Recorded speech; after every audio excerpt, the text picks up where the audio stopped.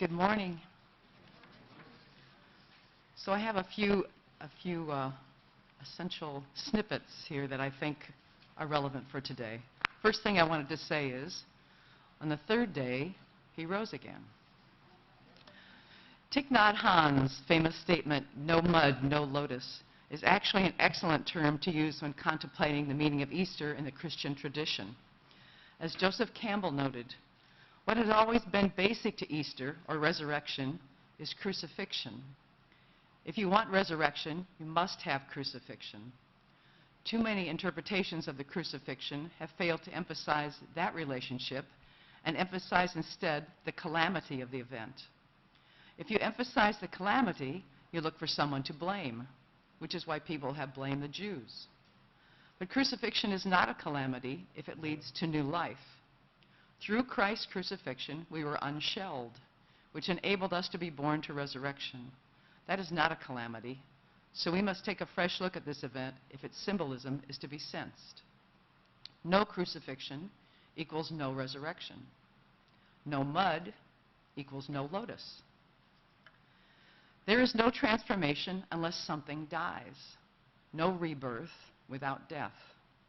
The critical nature of the symbol of the crucifixion of Christ, that is, the divine nature of us all, is that it was a willful act taken to allow the transformation to occur. And Campbell continues, well, various theological explanations have come down to us, but I think an adequate and proper one can be found in Paul's epistle to the Philippians, where he writes in chapter 2 that Christ did not think that godhood was something to be held to, which is to say, neither should you. But rather, yielding, he took the form of a servant, even to death on the cross. This is joyful affirmation of the sufferings of the world. The imitation of Christ, then, is participating in the suffering and joys of the world, all the while seeing through them the radiance of the divine presence. That's operating from the heart chakra, where the two triangles are joined together.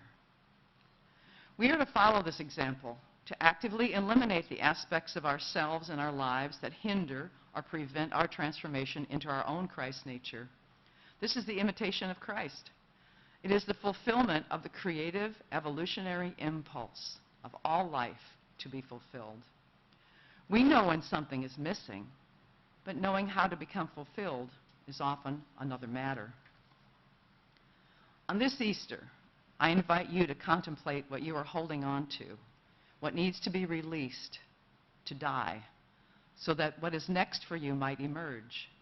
The child within you, the new thing, ready to be born, awaits your letting go of the old, withered, and probably useless story that you have been clinging to for far too long. Do your spiritual practice around this and see the transformation unfold. Let go, let it die, and be reborn.